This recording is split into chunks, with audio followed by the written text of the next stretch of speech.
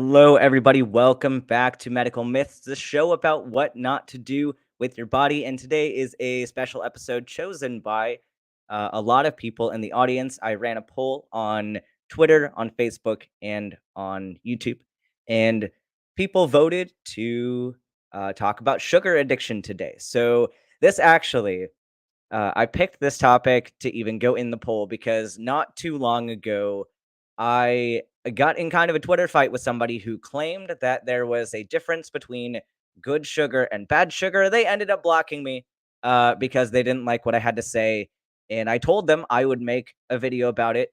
And we're going to double dip a little bit today, talking about both the concept of good versus bad sugar, and also talking about sugar addiction. And I could end this episode very quickly by saying there is no such thing as good sugar or bad sugar.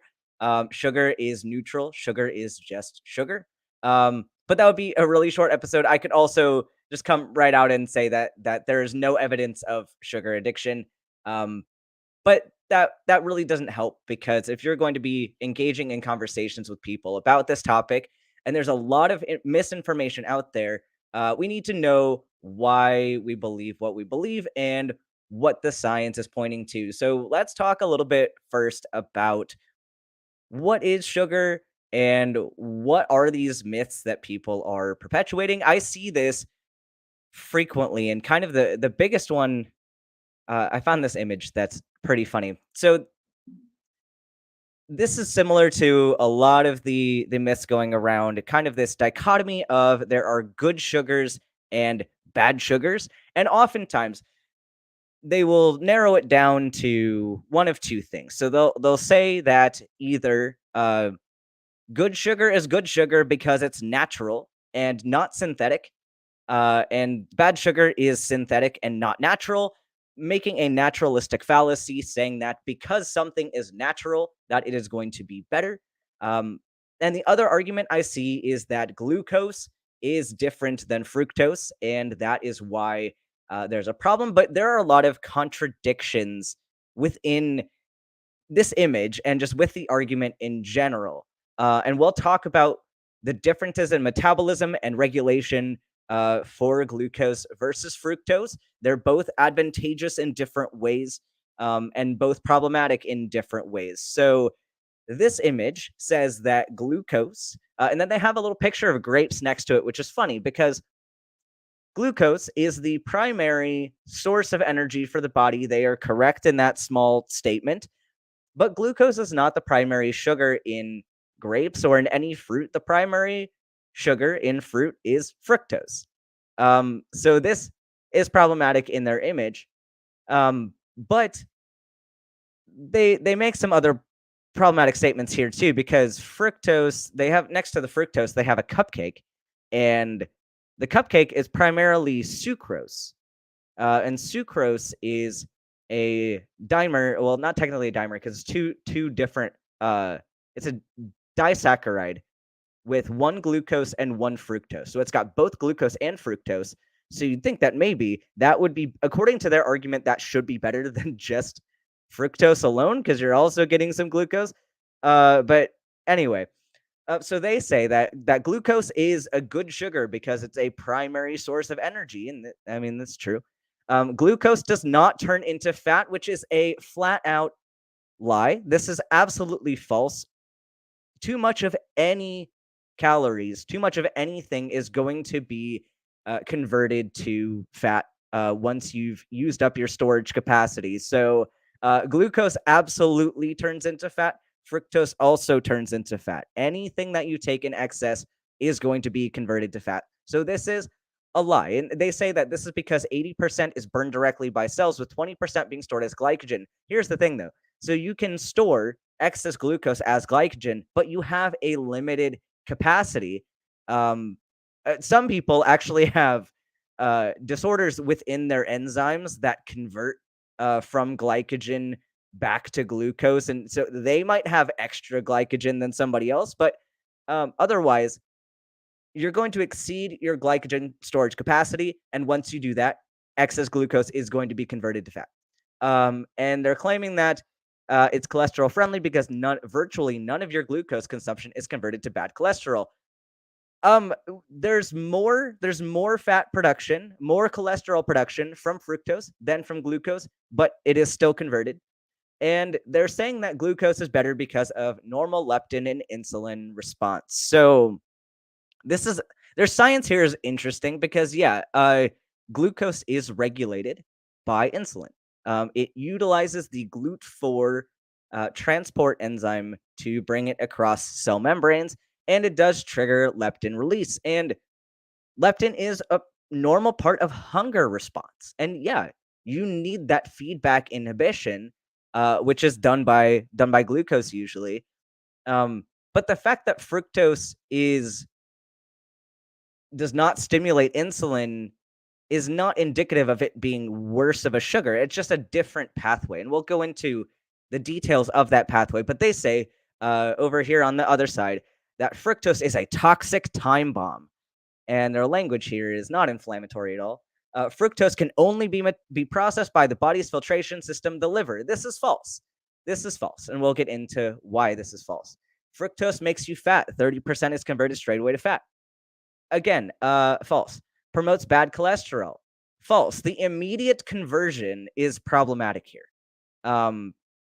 Does not stimulate leptin or insulin. And we will get into all of these. So without just debunking these flat out, because I want to go over the mechanisms of those with you. So which diagram do I want to show first? Let's just look at the overall sugar metabolism pathway. So this is going to compare both sides of this pathway. So here, I can zoom in a little bit. So we have a cell here, and this would be pretty much any cell, because, and this is actually showing the liver. So this is how it's utilized in the liver. So this is where it's actually a bit different. I should pull up we'll go over to the liver first, and then I'll show what it looks like in almost every cell. So in the liver does not utilize glucose and fructose the same.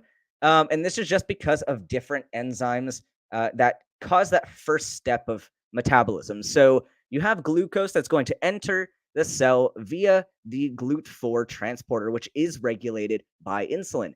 So you get release of insulin. Insulin stimulates upregulation of GLUT4, and then glucose enters the cell and can be converted to G6P. Fructose utilizes GLUT5, which is not regulated by insulin. So even if somebody had low levels of insulin, they could still utilize fructose. And a couple of things here. So fructose is a low glycemic index food. So it will not raise your glycemic index, which is because glycemic index refers to specifically glucose. So obviously, if you're taking in a sugar that is not glucose, it is not going to increase your glucose level. So kind of self-explanatory there. But let's say we had a type 1 diabetic or any type of diabetic who had low blood sugar and they had low capacity to produce insulin. So if someone has little to no insulin, they're going to have very high glucose levels in their blood, even if they're starving, because they can, if they're starving or if they're not, because the sugar is just going to stay in their bloodstream. It's not going to be able to go into the cells because you can't upregulate GLUT4. So if you gave somebody fructose, because you didn't have insulin, they would still be able to make ATP from the fructose.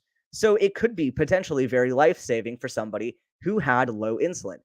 So the fact that it's not regulated by insulin can be problematic, but also might be life-saving for somebody without insulin.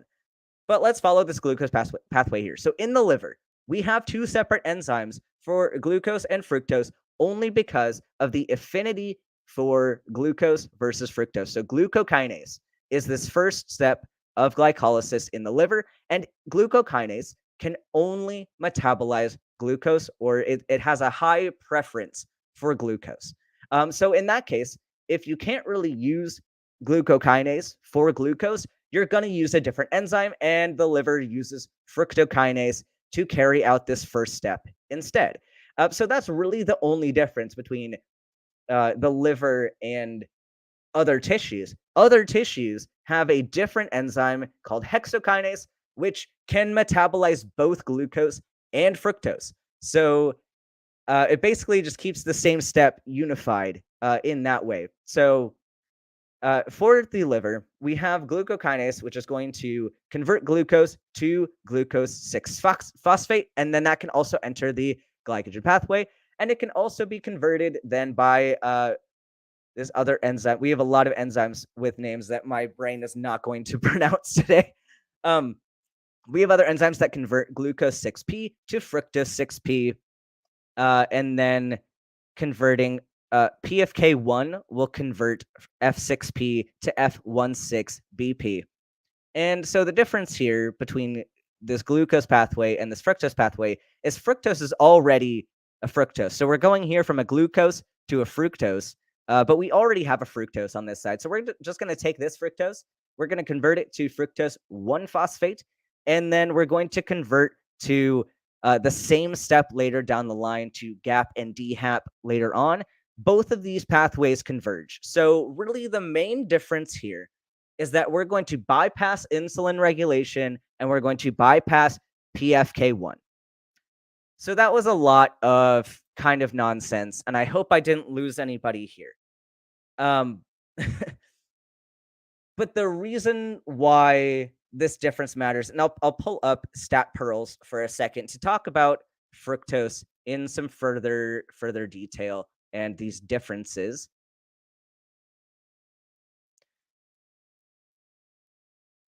So, fructose is an abundant monosaccharide in the human diet that the body needs to metabolize. It's present in honey, fruits, vegetables, and high fructose corn syrup. And so we hear a lot of arguments of people saying high fructose corn syrup is bad, but for some reason they turn around and say that fructose in fruit is okay.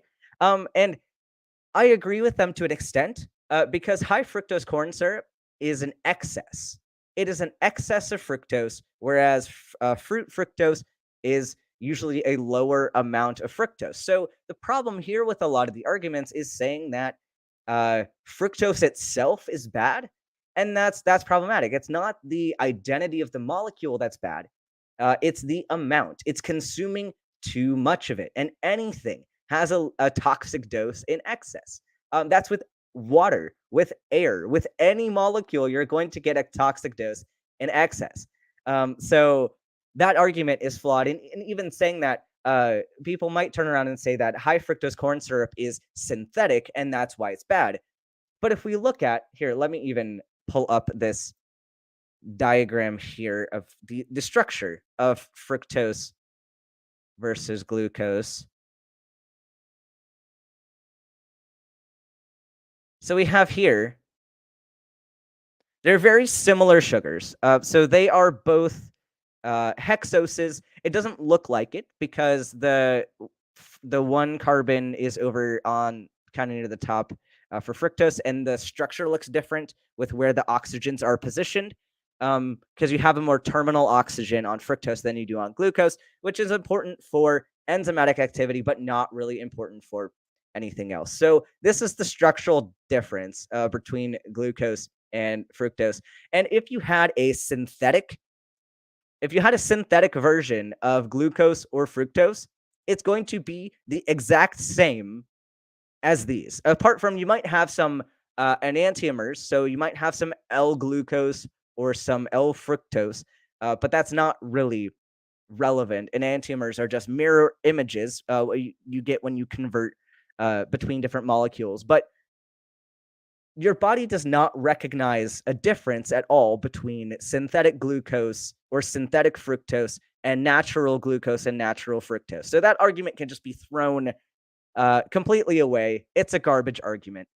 If you're going to say that the identity of a molecule is a problem, you are working with all aspects of that molecule, unless you want to get nitpicky about L versus D in their enantiomers. But most people are not getting quite that far into the nuance. And that's really what all of this comes down to, and what every medical myths episode comes down to is a lack of nuance. It's wanting to give a black and white, yes or no answer, a black and white definition to something that is a lot more complicated than just this is good, this is bad. There's context to all of it. And again, getting more into this fun metabolic activity. So with absorption, we already talked about the difference between GLUT4 and GLUT5. Um, but here, the primary thing is regulation, and we'll kind of focus in on this section of the paper. So, regulation of fructose metabolism in the liver. The processing of fructose in the liver is not controlled by hormone or allosteric mechanisms, and fructose bypasses the rate limiting step of glycolysis catalyzed by PFK1. Hence, fructose metabolism is less tightly regulated and occurs at a much faster rate than glucose. Furthermore, aldolase B performs a lysis step distinct from aldolase and glycolysis, which is not super important, but it needs to be phosphorylated. So you need to take an extra phosphate and add it to fructose in order to get it to the same later steps in glycolysis. So what does that mean? What is the importance of this extra phosphate? And this is where you could debate metabolism between glucose and fructose. So metabolism by default is inefficient, and especially with glucose, because you have to spend ATP in order to gain ATP, and you end up losing some more ATP than you would actually gain later on, depending on what shuttles you use, etc. So you might not gain as much ATP from glucose. And so what this means is you can intake more calories, you can intake more sugar, and produce less ATP, which sounds like, why would I want to do this? Well, this is important in things like weight loss and in heat production, because with an inefficient metabolism, you generate heat. So this is how we can maintain body temperature. This is the mechanism used by brown fat, especially in babies, and how you stay warm in cold climates. So that's one advantage of inefficiency. But yeah, and going back again to weight loss, if you consumed the right amount of glucose to produce an equal amount of ATP, you're not burning as many calories. So that means the more you eat, the more adipose you're going to make. So you're going to promote fat gain with something more efficient. So this is where efficiency being a problem can actually be less of a problem. If that, I don't know, that was a bit of word salad there. But fructose metabolism is more efficient than glucose metabolism. So in using that extra phosphate, tagging it onto fructose within this metabolism, you end up using an extra ATP or you just end up producing an extra ATP instead of using one in that initial step. So instead of losing an ATP, you generate another ATP. So this is a more efficient process. One kind of fun clinical fact here is some people do not produce fructokinase, and this is actually a kind of lethal mutation, because what happens is you require an extra phosphate to tag on to fructose in order to metabolize it. So if you intake a lot of fructose but you cannot metabolize fructose past a certain enzyme, so you can't funnel it into the normal glycolysis pathway, you trap it and you just keep consuming phosphates, and then you end up not being able to generate ATP and you die because your diaphragm cannot work anymore and you can't breathe. So in those people absolutely should not consume fructose, because they will die. But if you're not one of those people, then fructose is not dangerous for you and actually is kind of important. And if you want a more efficient metabolism, fructose is probably the way to go. So neither one of these sugars is is better or worse. They're just different in their metabolism and their function. Um, yeah, and hereditary fructose intolerance is what I was just talking about. And here's the actual like fructose pathway without uh the extra steps from the glucose if you wanted to see that. You all can look at these sources as well. I've put them in the description below if you want to read more about how this impacts. Um, they even talk about fructose provides the majority of energy required for the mobility of spermatozoa. So that is important. You need fructose. So fructose cannot be bad because you need fructose for your sperm to move. So lots of fun things in this particular article. Um, but otherwise, I think there's nothing else that I really wanted to talk about there. So let's look a little bit at sugar addiction. Now that we've established that sugar is important for metabolic function and just functioning as a mammal, let's get into sugar addiction. And I found this website, which is kind of infuriating, just to look at the rhetoric of this sugar addiction movement. So this is a website from Australia called I Quit Sugar, and it's an 8-week program. It's basically an elimination diet, which I'm not a fan of elimination diets because they aren't really good for maintaining a weight or even maintaining a diet. Uh, it causes more eating disorders, more binge eating, more like the more you call a specific food bad, oftentimes the more psychologically problematic it is. So I don't have a problem with diets that promote reducing sugar intake because I agree we have a problem with excess. But if you try to reduce to healthier portions, that could solve a lot of the issues we're getting to, and it does not promote this demonization of an essential food. You need sugar to survive. I'd like to see anybody try. Actually, I would not like to see anybody try to live without sugar at all because it's starvation. This is not a productive way to live and can be very detrimental to your health. So these people say that quitting sugar is not a diet. Uh, and it's not about crazy draconian rules and restrictive one-off weight loss stunts. Actually, it is.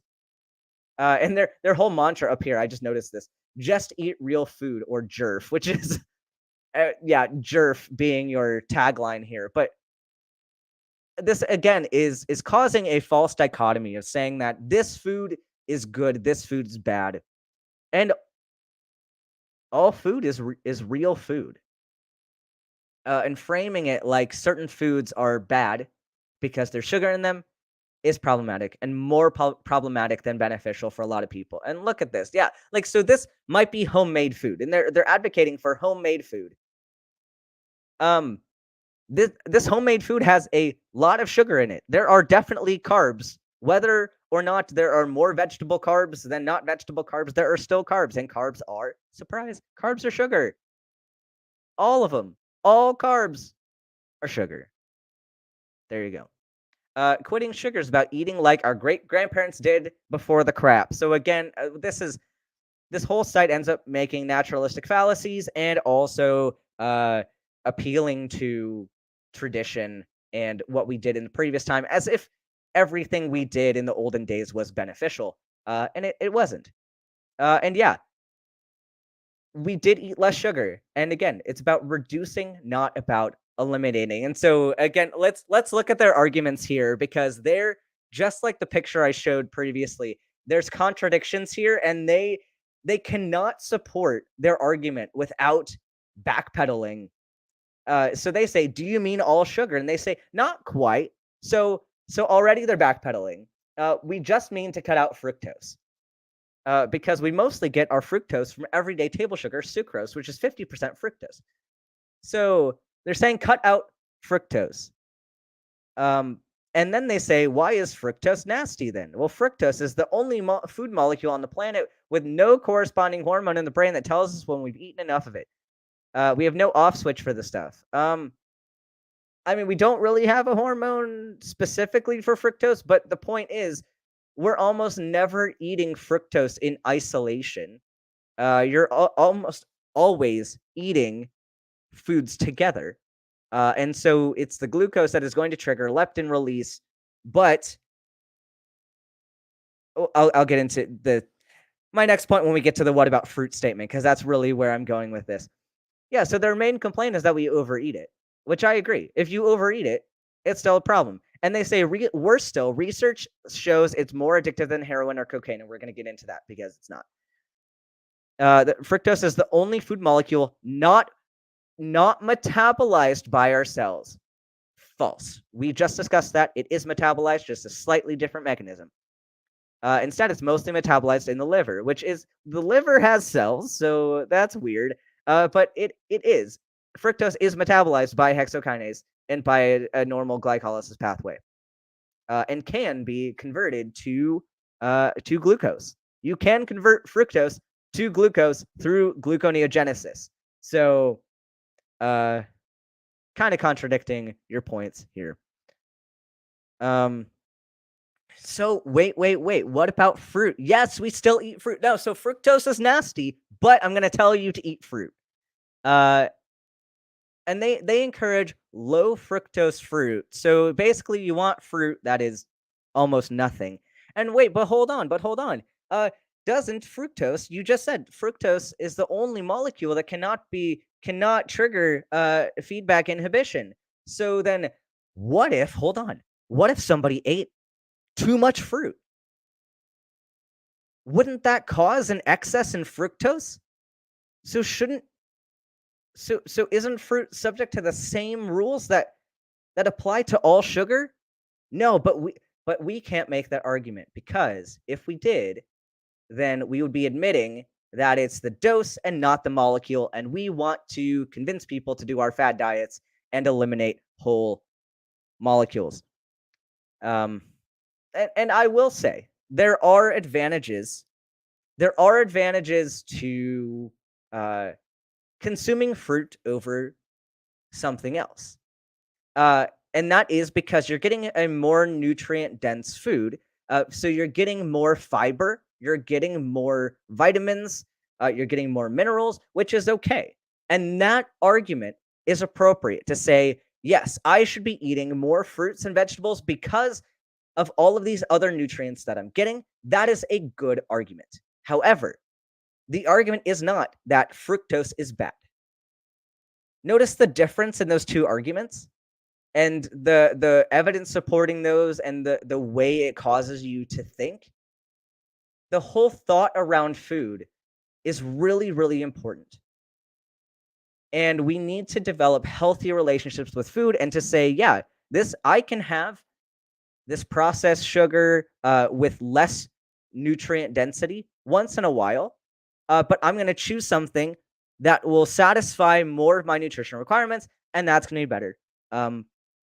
So that's a healthier way. That's a healthier way to think about it. And so that's my entire stance. So let's look at this concept of sugar addiction. Is sugar addiction a real thing? What does the data suggest? And many of the arguments that surround sugar addiction claim that because there is a concept of a binge eating disorder, that sugar is the main culprit in this, and because people like to eat sugary foods and often get cravings for sugary foods, then that is a reason that supports sugar addiction. And the problem, before getting into this article, is that once again, it removes the nuance from the equation. And if you really break down this argument, it doesn't line up that sugar would be the cause of something like a binge eating disorder, or even like a leptin deficiency. There are a lot of hypotheses now talking about people with varying levels of leptin, varying levels of ghrelin, and their signaling pathways. If you have a disordered signaling pathway, that might be related to someone's craving for food and inability to stop eating. There might be some other psychological factors involved, but is what they have to demonstrate is the claim that sugar itself is the driving factor and is the substance of addiction. That is what they have to prove. And there are a lot of variables that they need to sift through in order to prove this. And I'm going to pull up. I don't think we're going to read the entirety of this article, but I want to hit on some big important points that I found when I was reading this kind of meta analysis. So I'll read their abstract and then we'll go into different sections. So as obesity rates continue to climb, the notion that overconsumption reflects an underlying food addiction has become increasingly influential. An increasingly popular theory is that sugar acts as an addictive agent, eliciting neurobiological changes similar to those seen in drug addiction. In this paper, we review the evidence in support of sugar addiction.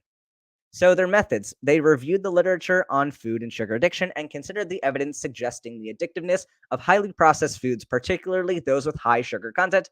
We then examined the addictive potential of sugar by contrasting evidence from the animal and human neuroscience literature on drug and sugar addiction. And the results, we find little evidence to support sugar addiction in humans, and findings from the animal literature suggest that addiction like behaviors, such as binging, only occur in the context of intermittent access to sugar. These behaviors likely arise from intermittent access to sweet tasting or highly palatable foods and not the neurochemical effects of sugar. So, given the lack of evidence supporting it, we argue against a premature incorporation of sugar addiction into the scientific literature and public policy recommendations. All right, so they start off talking about the food addiction model, and it all goes into what we just kind of mentioned. But this hypothesis or this model supports that individuals who develop food addiction are thought to display symptoms analogous to those of drug abuse, including loss of control, withdrawal, and cravings for problem foods. And they use the term food addiction to describe this response to this list of problem foods. And they suggest that highly processed foods rich in sugar and fat are the most likely to be addictive. So here's kind of the first issue with this. So they go into talking about characterizing potentially addictive foods, and they relied on this Yale Food Addiction Scale, which has been the accepted measurement for studying the food addiction and characterizes behaviors with regard to certain foods. And there's some problems right off the bat with this model. So anytime you're looking at a study, make sure you're looking at their study design and how they're defining their criteria, and also uh, how they're setting up their groups. So a big problem. Oh, it stopped sharing. I don't know why it stopped sharing. Uh, oh no, it didn't. We're good. I think we're good. Yeah. So the big problem with this model is that it begins with the assumption that certain foods are addictive. And what they did, they sent out surveys essentially. It was a self reported study where people reported their symptoms and then reported what foods that they thought related to these symptoms, and even the foods that were qualified as being likely to be addictive were just subjectively chosen as the case. So you're already starting the study with a bias. So they hypothesized, they did a logic in their brain, and then assigned, well, this could be the mechanistic explanation for why these foods are more addictive. And then we asked a bunch of people if they had problems with these foods, and they said yes. So they already assumed certain foods were going to be addictive and assumed that other foods weren't. And so they didn't do an adequate comparison between foods that they thought were addictive versus foods that they didn't. And so we have this gap here of what actually is the merit of this study because it was entirely subjective and starts off with a bias. Um, and another issue with this whole concept is that with the highly processed foods, their whole target, right, was to determine if sugar was the cause of an addiction. But a problem here uh, also is that humans do not consume sugar in isolation. So, as I mentioned a little while ago, um, we oftentimes consume sugar with things like fat. We consume it with protein. We can consume it with artificial and natural flavorings. So, is it the fact that people keep going back to these foods? Is it the sugar itself, or is it the fat content? Is it the flavor profile? Is it the fact that these foods taste good to people? Is it the combination of all of these that um, make it highly palatable? They also go into the glycemic index and glycemic load of different foods, which let me go to this section. So they looked at individuals and they hypothesized individuals who developed substance use disorders post bariatric surgery would be more likely to have had problems with foods that cause high postprandial glucose levels.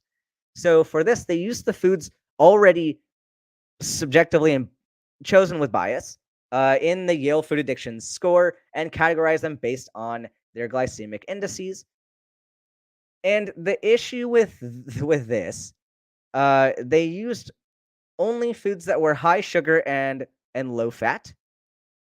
Um, and they found that there was a high difference. There's a difference between the glycemic index for the same foods among different people. So, for an individual person, if one person had a cupcake and that person also had a banana sometime later, that person didn't have so much of a they uh they had a very clear glycemic index difference between the cupcake and a banana for themselves. Like you could predict that there was a trend there with their glycemic index. However, you had some people who had higher glycemic index with a cupcake compared to another person. And those people also might have differences in their glycemic index for the banana. So the glycemic index is not something you can really compare between people. You can use it to compare between an individual and themselves with a different food item, but you can't really compare it between multiple individuals. Um, so that's problematic as well. And kind of the biggest problem with this study in general and with this whole concept is you're claiming that the sugar is the addictive substance. So we would expect, and they say in up here in this paragraph, um, they suggest that certain highly processed foods share pharmacokinetic properties such as high potency and rapid absorption rate with drugs of abuse. And so that these authors report such processed foods are strongly associated with self-reported. So people said with a survey, this self-reported addictive eating, which is a correlation. We don't have a way to demonstrate that this is causative. And so here again, we need to demonstrate that the spikes in blood glucose levels are going to be related to this addictive potential. But when we're talking about drugs of abuse, right? We're talking about a substance, and we want to know if this substance itself causes addiction-like responses. And so we would expect to see changes within the high dosages, right? We'd expect the amount of substance to matter. But think about this example. Let's say we had a certain cookie. I don't have any particular specific cookie because I have not calculated the amount of sugar in whatever. So we have a hypothetical cookie with a good amount of sugar in it. And we have a banana, which also has a good amount of sugar in it. Some people might report that they're having more addictive behavior with the cup or with the cookie than with the banana, right? It's very rare that someone's going to say that I'm addicted to eating bananas.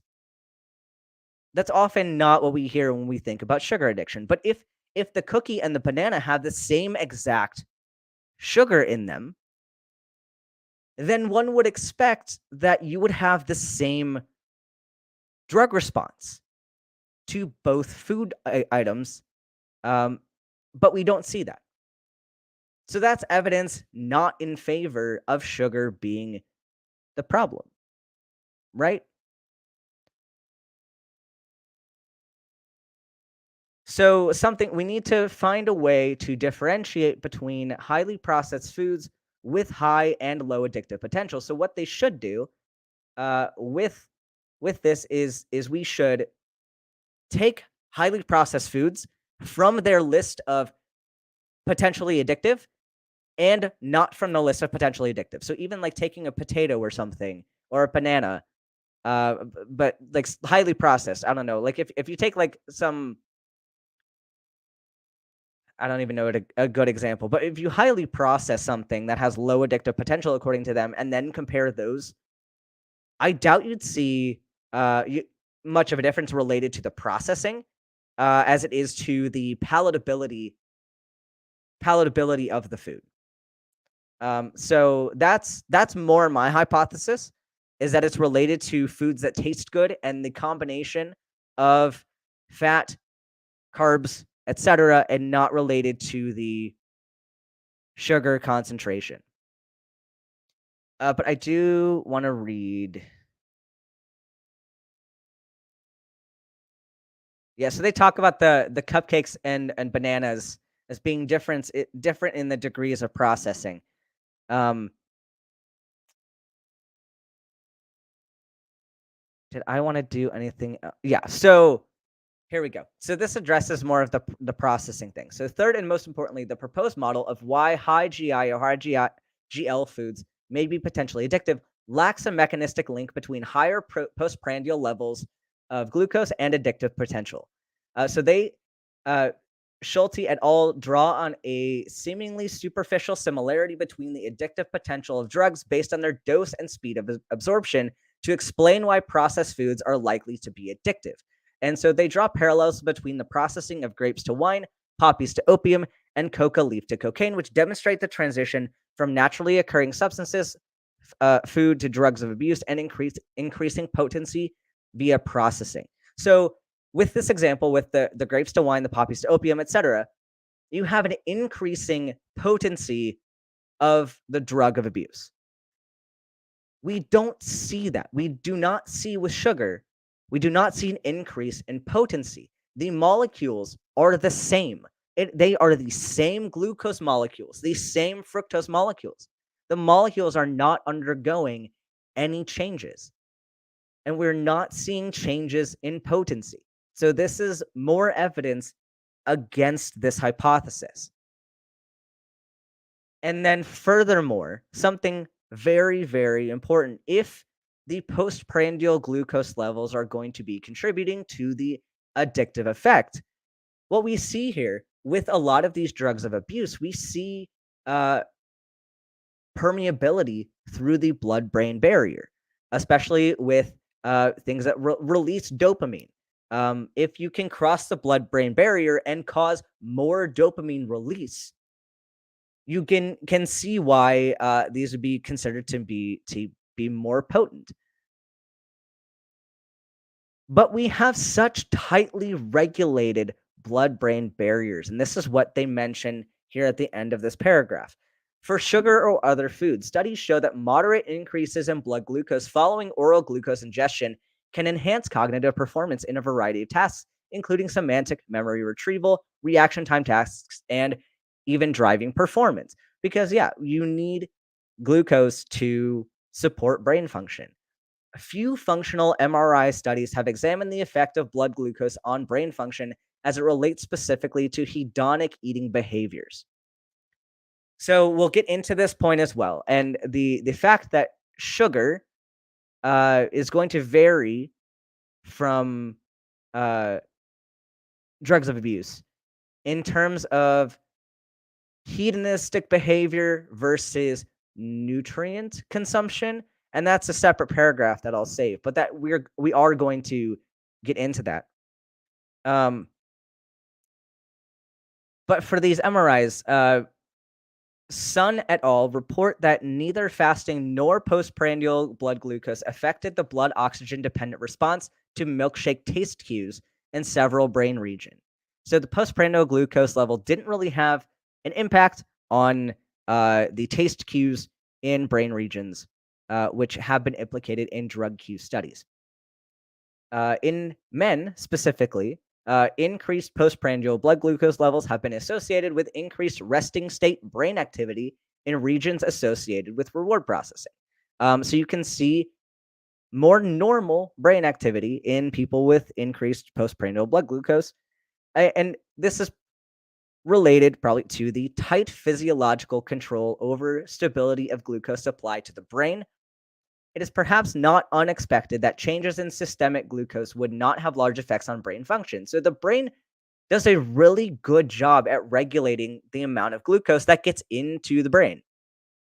So we don't see this increase in potency and this increased response because the brain does a good job at saying, hey, we have enough, we don't need any more. So the idea that sugar causes similar neurobiological responses kind of fall short with this mechanism.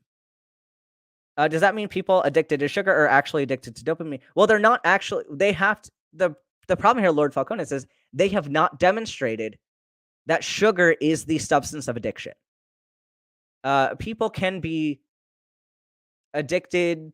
I'm going to use the term loosely to foods containing excess sugar, but whether or not sugar is the actual compound causing the addiction has not been substantiated.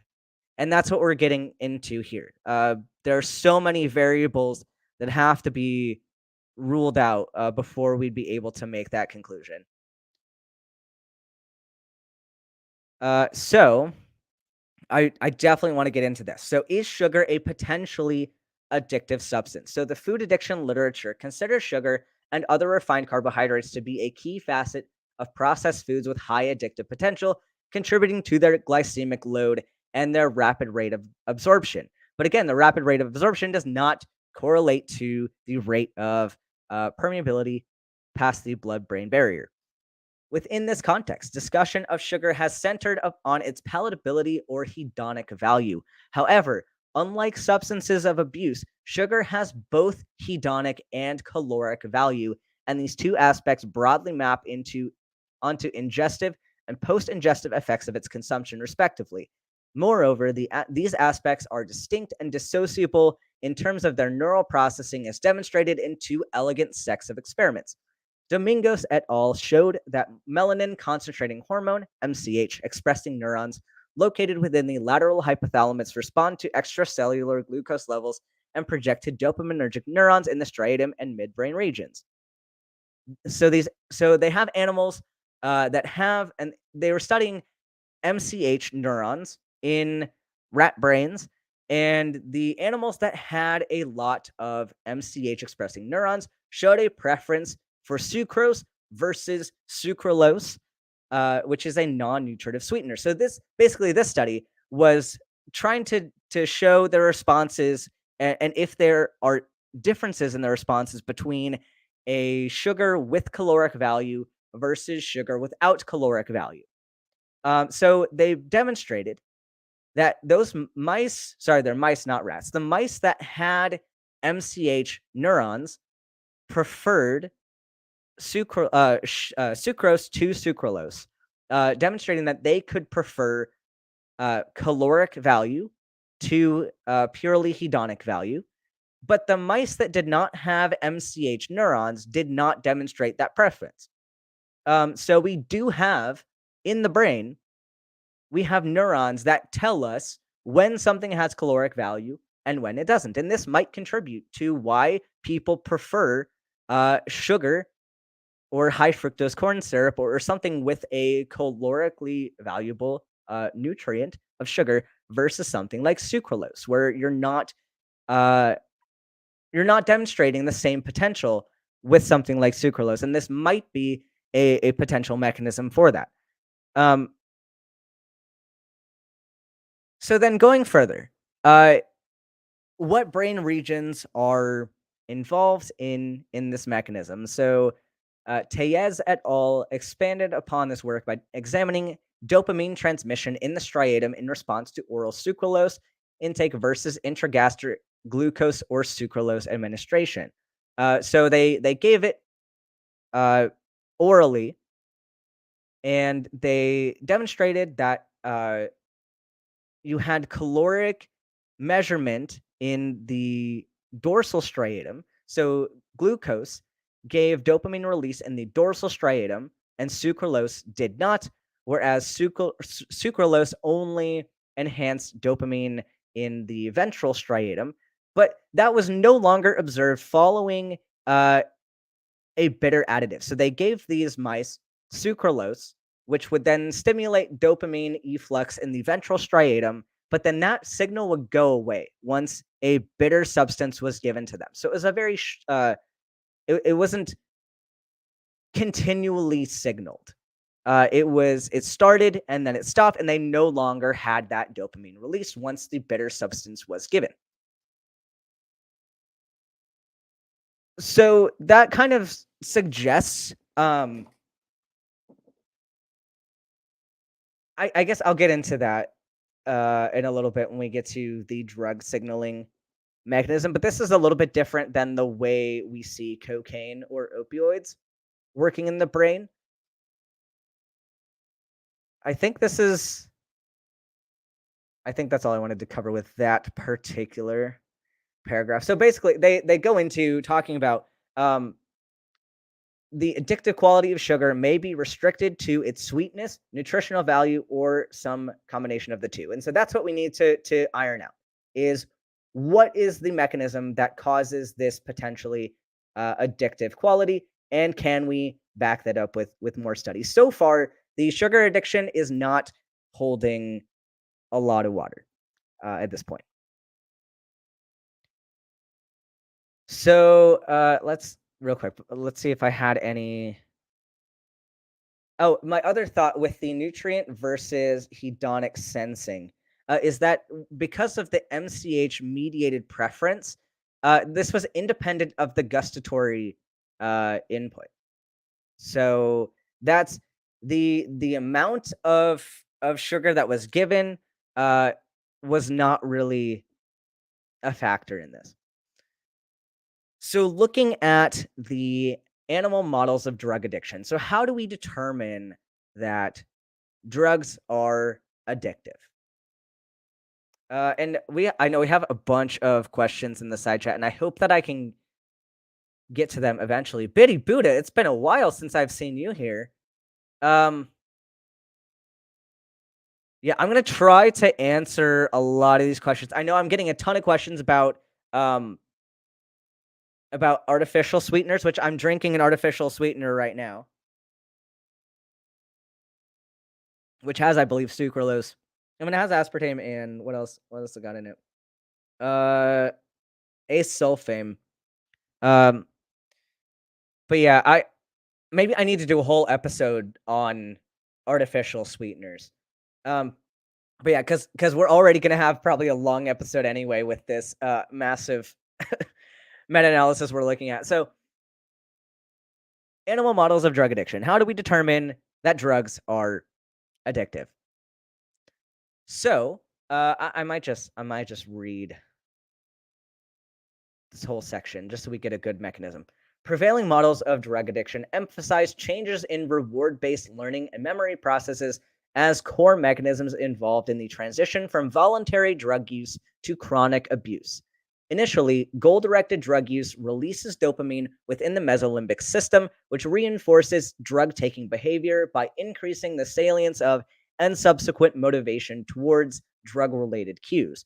Drug taking increases dopamine in the nucleus accumbens shell, yet this response becomes blunted over time in a manner that differs from habituation. Instead, drug related cues produce an anticipatory dopamine release in the DS, resulting in the dorsal striatum, as opposed to the one that we had just mentioned, talking about caloric value, but also relates to uh, cocaine abuse, which is interesting.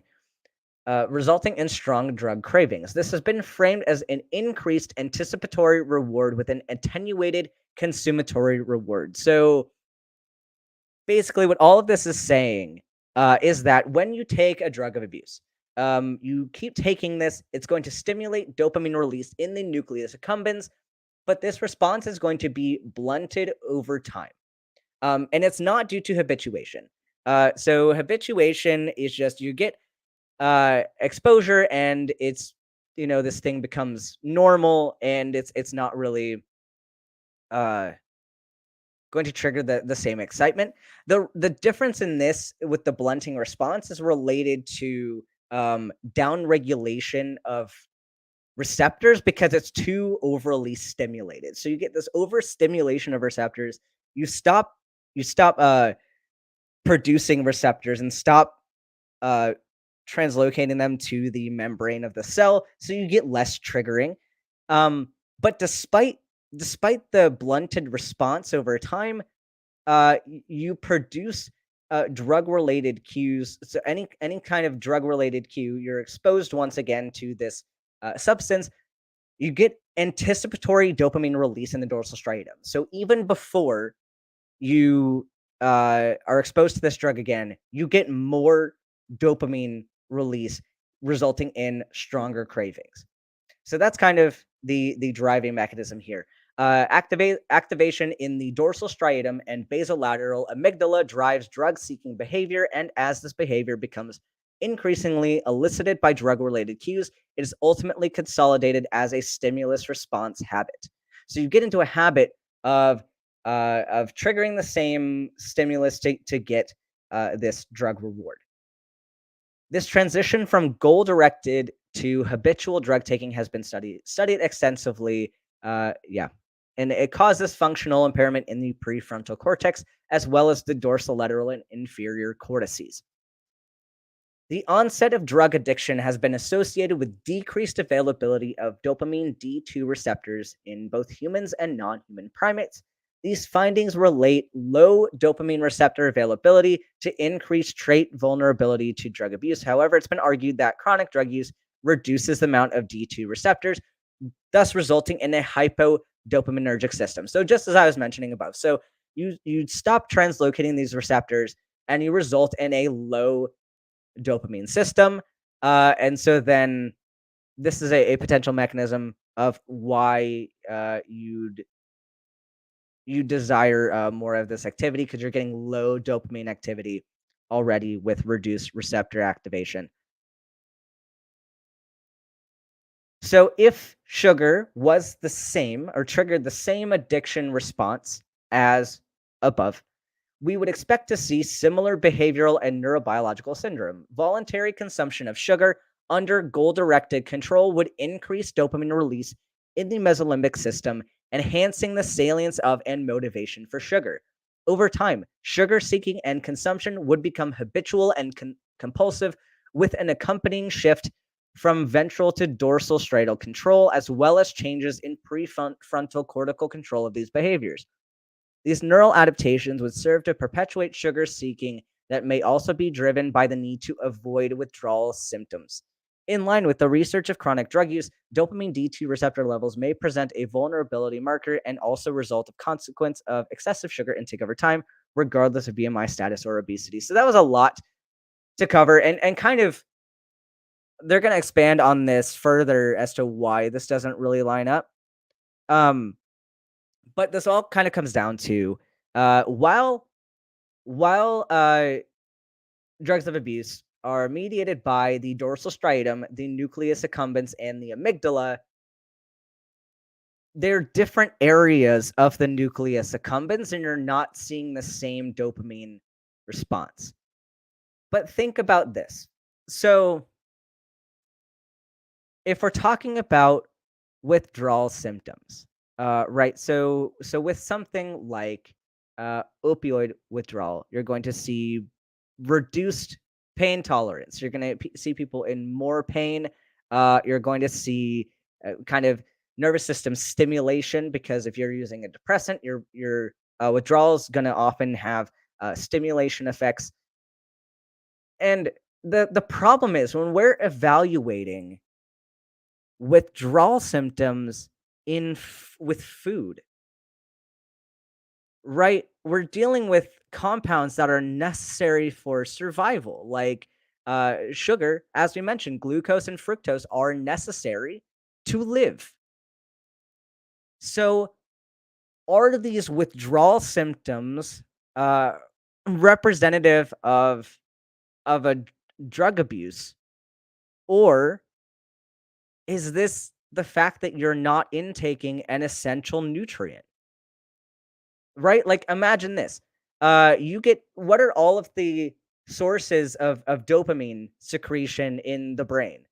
Right? Yeah, food. Food stimulates dopamine. But what else does? Sleep. Releases dopamine. Exercise releases dopamine. Um, being around people you like releases dopamine. I think I had some other examples. Yeah, listening to music releases dopamine.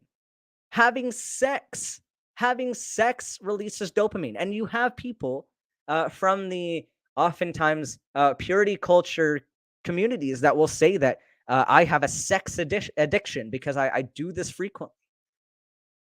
There's no evidence of a sex addiction being a thing. Sex does release dopamine. It is healthy. It is not problematic. Like whether if you masturbate a lot, it's not problematic. It's not causing addictive behavior. It's you're doing an activity that you like. I mean, it's debatable like whether or not you're causing harm by if you decide to no longer function in society because you're just masturbating all the time. That might be a different problem, but that's not related to the dopamine. It's not related to the sex itself being addictive, right? That person having a maladaptive response to having sex or masturbating is not saying that sex and masturbation is addictive, right? That's problematic. Like, let's take something like oxygen. Oxygen is necessary for survival. I get bad symptoms. If someone takes away oxygen from me, I stop breathing. I get bad symptoms. I turn blue. I feel sick. I feel like I'm going to pass out. And I crave oxygen, right? I can crave things that are not addictive. I need oxygen. Is me depriving myself of oxygen and then requiring an oxygen supplement, is that addictive behavior? Is that drug seeking behavior? No. None of us would argue that that's drug seeking, right? So why are we applying that same logic to sugar? We need it. Uh, and something I want people to consider, and this is not by any means conclusive, but like because again, there's a lot of nuance here. There's a lot of variability among people and what constitutes problematic behavior for an individual. But are you sugar addicted? Are you food addicted? Or are you hungry? If I put you on a restrictive diet and say you can no longer eat foods that satiate you and make you full, if I deprive you of nutrients and then you crave sugar, maybe you're hungry. Is that an addictive response? No. No, that's you starving and you needing a potential you need a nutrient. And we're going to get into that because that's essentially what they did in these sugar addiction studies. They set up scenarios of limited food. And so reasonably, these animals would start binging on sugar because it was a rare resource. And so I guess the question too is like if if someone is having binge eating behaviors, are we do should we be blaming the food itself? Should we be blaming the nutrients, or should we maybe be directing our energy towards, is this an issue with leptin release or leptin signaling? Is this an issue with ghrelin signaling? What other potential mechanisms are involved? Is this a psychological trauma response? Like there are other things that we probably should be addressing, and it's not banning sugar. It's not like and again, reducing excess is appropriate. But any effort beyond reducing excess can be more psychologically problematic and lead to disordered eating behaviors, and should not be what we look at. Yeah, darn bodies getting addicted to nutrients. Absolutely. Yeah, restrictive diets are not shown to be helpful, and labeling sugar as being addictive kind of provokes uh it starts people going on these restrictive diets that can have these problems. So looking at the comparison of drug addiction and sugar addiction. So why are these not the same? Critical to these studies are the experimental designs used to model addiction-like behaviors in rodents. We believe that a working knowledge of these paradigms and their limitations is necessary to critically examine the literature on animal models of drug and sugar addiction. Thus, this section will provide an overview of the common paradigms, and we will compare different aspects of drug and sugar addiction within this context. Comparisons have been drawn between sugar and a variety of illicit drugs, but for the purpose of this perspective article, we have chosen to focus on the neurobiological effects of cocaine, a stimulant that hijacks the dopaminergic system, and heroin, an opiate that acts upon both the dopaminergic and endogenous opioid systems. It's and they admit that the literature for sugar addiction is not as extensive, and so yeah, there could be things that we don't know yet. At this point in time, there's not enough evidence to suggest sugar addiction. However, I am totally open to these studies modifying their designs and modifying their variables, making sure that they have adequate controls, and then seeing what we get. Um, we don't know enough yet, and maybe in the future we'll see this relationship, but at this time I'm not convinced yet. Drug rodent models of addiction traditionally fame the drug of choice as a positive reinforcer, which becomes associated with a pleasurable outcome. A drug is thought to function as a positive reinforcer if the animal's response to the agent exceeds the response to a control, e.g., a saline solution. So you give a control, and you give the prospective drug, and you see if there's an exceedingly abnormal response to the drug versus the control. And usually the animals are trained to self administer the drug for short daily sessions of 1 to 3 hours for 10 to 30 days. So they will take a rodent and they'll train it to self administer IV cocaine with a lever. So they're going to press the lever or poke it with their nose to where each lever press prompts a drug delivery. So what ends up happening is they set up different scenarios to see what will the rodent do to push that lever. What does it take to get this rodent to say, yes, I want more of this substance? And what you get with a lot of these studies is, especially with things like cocaine, you end up having these rodents causing themselves harm and uh, creating their own detriment in order to receive more of the cocaine. So they will abandon eating food. They'll abandon uh, having sex or sleeping or whatever. They will forfeit something necessary in order to get more cocaine. And that's kind of what we see with this, with this drug study. So To model this transition to compulsive drug seeking, the rodents are moved to progressive ratio tasks where they must systematically work harder.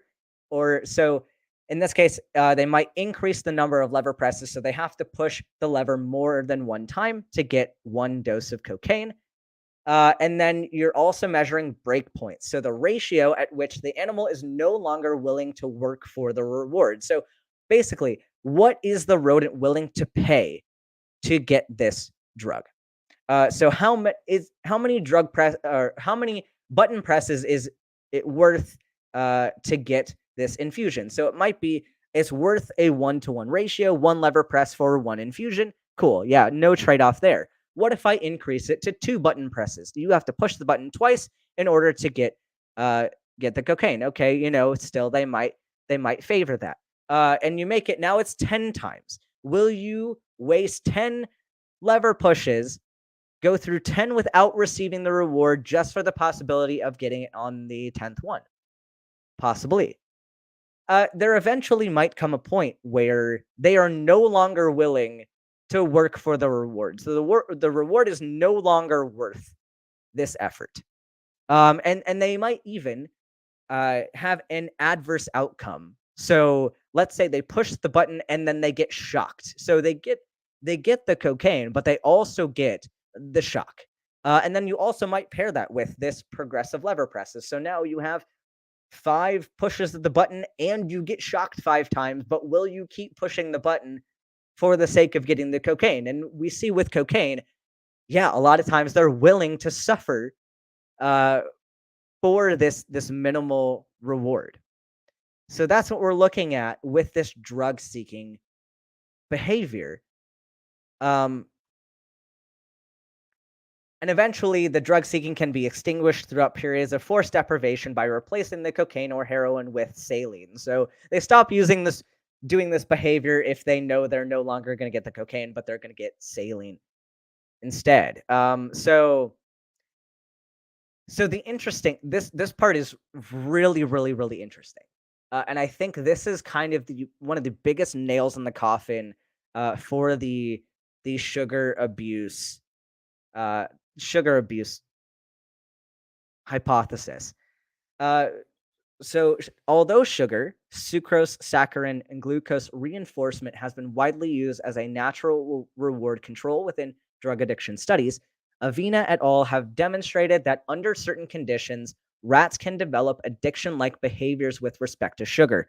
After a decade of sugar addiction research, Hobel et al. Claim to still use the basic technique to obtain clear signs of food dependency by imposing a feeding schedule that repeatedly induces sugar binging after a period of fasting. So they did demonstrate with this technique that if they deprive rodents of food for 12 hours and sub instances 16 hours, and then permits free access to food for the subsequent 12 hours, uh, during which the rats may consume either their normal rat chow or a sugar solution.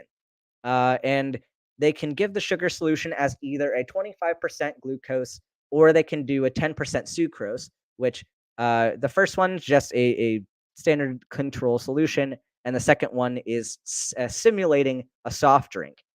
So they deprive the rats of food. They are giving them an intermittent fasting diet, essentially. Um, they end up eating they end up going into the signs of addiction and going into eating within those 4-hour cycles to you can see a similar activity. They're looking forward to consuming this new food that they hadn't gotten in the past 12 or 16-hour period. So a couple problems with this experimental design, and number one is the fact that they are depriving the rats of food at all. So again, if we're talking about sugar being nutrients, right?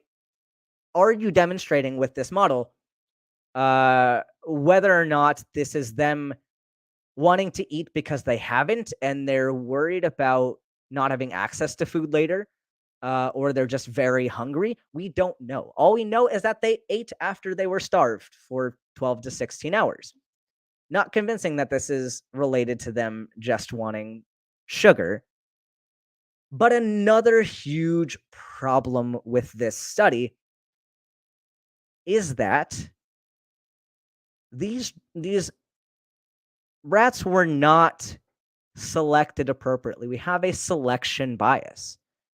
So they taught the rats to like glucose, they or sucrose. They selected rats. Here, I don't know if you can see my highlight here. These animals have usually had previous access to sucrose and are selected for sucrose preference. So the rats that they picked for the study were ones that they knew liked sucrose and would prefer sucrose to glucose. This sounds a little bit problematic, right? Um, so yeah, you're gonna see sucrose preference with animals that you chose to prefer sucrose. Huh. Interesting. Interesting study design. So now even when we're looking at drug addiction studies, we've moved from uh models where the rats were exposed to drugs previously and now they're using drug naive animals is what they should do, because we should be studying the effects on somebody who's never been exposed to the substance before. And so that's what they should do. They should replicate this study, but have sugar and naive rodents. And and again, even if this was the case, they have to demonstrate whether or not it was the deprivation that was the key variable here, or if it was the fact that it was the sucrose. They have yet to demonstrate that. There's okay. No, this is really the key factor. So they looked at here. They looked at binge eating behavior. And I apologize that I haven't looked at the chat a lot recently. We're almost to the end of the episode, and I have so much to cover. We might be going a little bit long today if I try to get to some questions. Uh, if anyone has questions and you want to put them in the side chat again, because I don't know if I'm going to be able to find them. If you really, really want me to answer a question, feel free to tag me, and I'll try to get it before the end of this. Um, So with binge eating, here I'll read. Did they have a section? Yeah, okay. I'll read this, at least this paragraph. Following self-administration training, increased access to cocaine and heroin has been associated with enhanced binge-like consumption. Rodents with extended access to low-dose cocaine infusion develop a binge-like pattern of consumption that increases rapidly at the outset, plateaus, and becomes highly variable after 24 hours, where increased time between binges may serve to counteract the drug's toxic effects. So the longer time you had between binges, you are more likely to not have drug toxicity during that time. And interestingly, they say here, binge-like self-administration of heroin may be moderated by satiety, as food-restricted rodents self-administer the most heroin at the start of the session, but fed rodents self-administer heroin at a low stable level throughout the session. So that's an interesting thing there, that satiety maybe satiety is a factor in the addictive potential of heroin and the binging potential of heroin.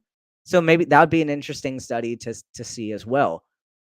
The reinforcing effects of both cocaine and heroin are dose dependent, and moderate doses have been shown to elicit reinforcing effects without leading to drug dependence. So you see this positive reinforcement of consuming cocaine or using heroin, that you're going to want more of it.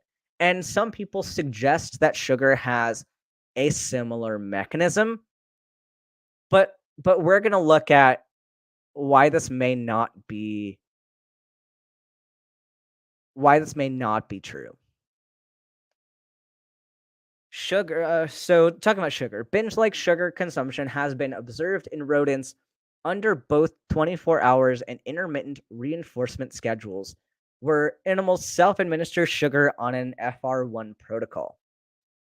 Calantuoni et al. Reported that food deprived rats increase sugar intake within the first hour of access to food, and similar binging patterns occur when rats receive 12-hour access to both sugar and chow with the same intermittent reinforcement schedule. Sham fed rodents consume more sucrose than real feeding controls, although differences are non significant with repeated consumption. So, kind of the key thing we're seeing here is intermittent access to sugar and intermittent access to food. So the more you deprive the rats, of course, they're going to increase their intake of food within the first hour because they've been food deprived within that time. They're trying to possibly replete their stores. And with this intermittent reinforcement schedule, they consume more sucrose than real feeding controls. Again, probably for the same reason that they're now getting food, and food isn't something that they have access to all of the time. But interestingly, rodents with free access, they can access this all the time. They have no restrictions on when they can have the sugar and when they can't.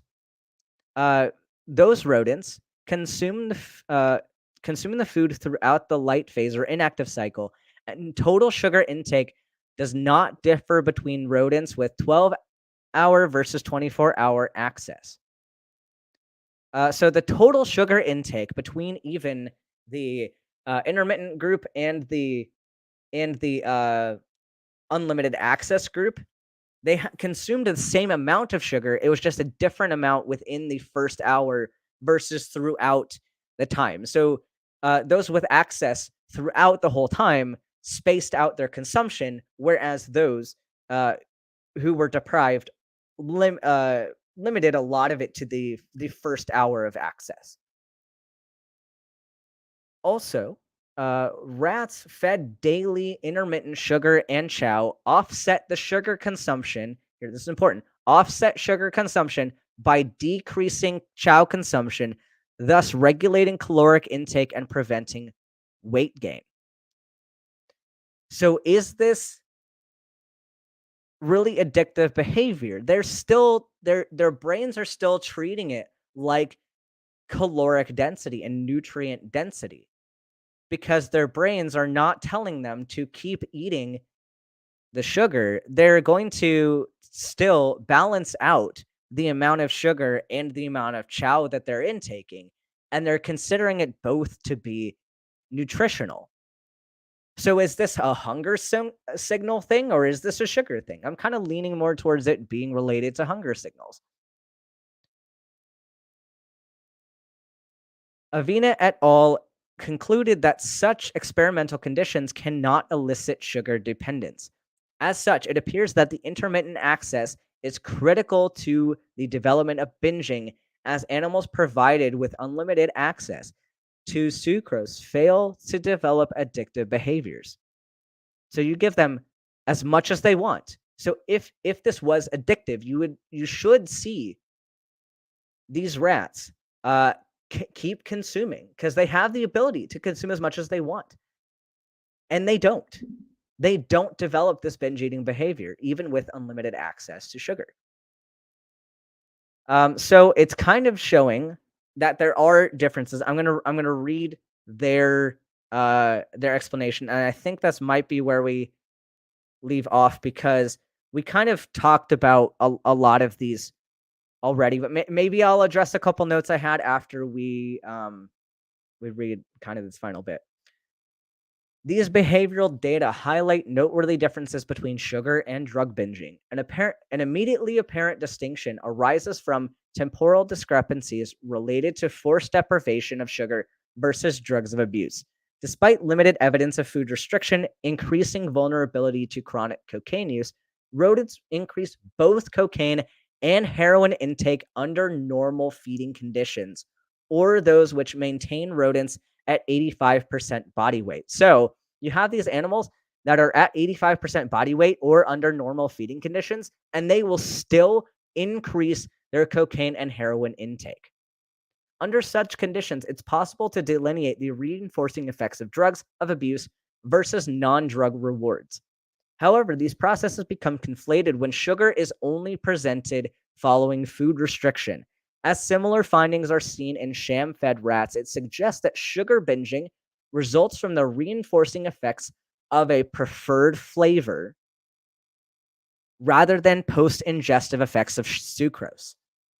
Under ad libitum conditions, rats dramatically increase cocaine take initially, and although binging becomes variable, rats continue to binge throughout the 72-hour period.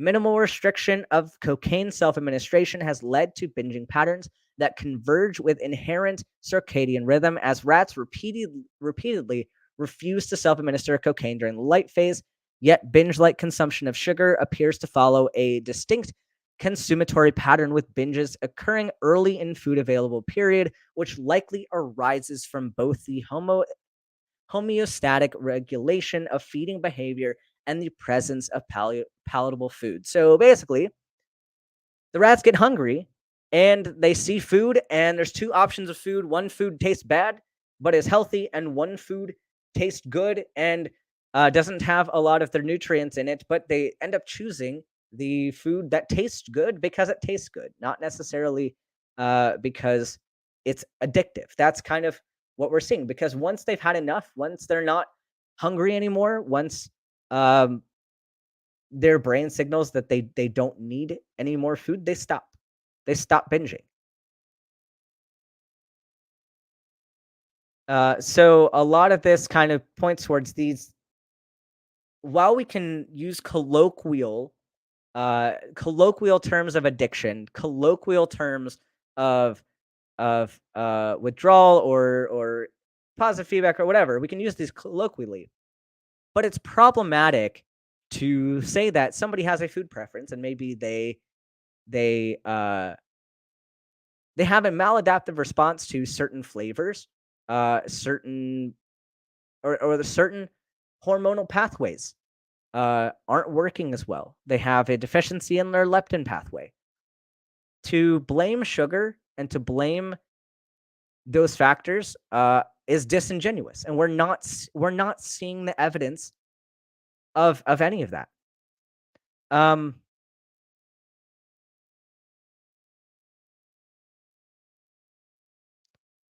I think that's all of the notes that I had on this paper. It's kind of a long paper. If you want to read more about it, you can. The link is in the description, so you can go look at this analysis for yourself.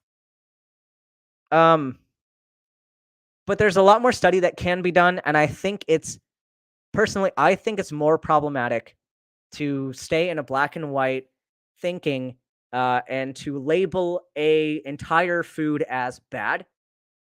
I've mentioned that this is problematic um, for eating disorders and and any kind of psychological, like even binge eating disorder. Can I think it's disingenuous to say that binge eating disorder is purely related to sugar because we do not have the evidence of that. So I'm all for incentives to reduce excess sugar in food. I'm all for encouraging education about what foods are more nutrient dense. So again, going back to the reason why we want to eat an apple versus a cupcake is because the apple has fiber. The apple has vitamins. You're getting some more nutrient density than you would with a cupcake, and that's fair. I think we should educate people on those topics. But I do not think it's appropriate to make an enemy of sugar. We need to encourage a healthy relationship with food. It's okay to have a cookie sometimes. It's okay to have things that you enjoy. It's okay to have dopamine release. Dopamine is not bad. And if you think you have a problematic relationship with food, it's worth, instead of blaming yourself instead of blaming the food, it's worth having a talk with a counselor or a therapist who can help work out why you have this relationship with food. And that might be a better way to go about it. But we need a huge cultural shift, and we need to allow for nuance in this conversation. And this conversation devoid of nuance is going to hurt a lot of people. Let me see if I know we had a question a while back, and I'm going to go back and see if we have any more. Oh yeah. All things considered, wanted to hear if all of these sugar alternatives are really cancer causing. They are. They are not. We don't have evidence for that in the amounts that we consume them in, and I actually might do an entire episode on that because that would be. I think that's a whole episode worth of context. Yeah, chaotic kitten. There are so many factors in food relationships, and I think it's worth investigating that. And instead of saying, well, sugar is responsible for everyone's problems, because it's not. We see a lot of people that do okay with sugar. I think instead looking at why individual people might struggle with sweet food. Is there a genetic difference to their metabolic pathway or their reward pathway? Like it's worth investigating that. And if that's the case, the answer is not labeling the food as bad. It's looking at the biology and biological differences of someone and could we find better solutions for individuals. And I'm all for that. I'm all for more study. I'm all for honest investigation. I feel like a lot of these studies were not as honest as they could have been. They had some bias, and while it may not have been intentional bias, they probably did the best that they could with the knowledge at that time. But nonetheless, they are limited. They're limited in what they provide to us, the audience. So those are kind of my takeaways. And for announcements for this next week, uh,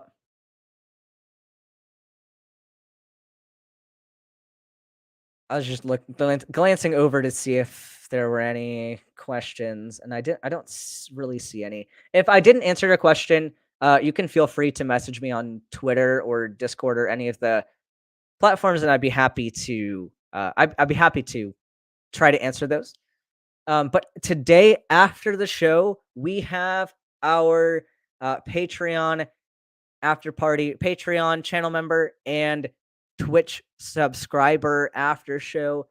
So anyone that financially supports either this channel or the Twitch channel, you are welcome to hang out with us. And we are currently reacting to a very cringe uh, medical TV show, and it's a lot of fun. Oh, are different types of sugar different to their effects? Metabolically, yes. Psychologically, I'd have to look into that. That might be worth investigating in a future episode.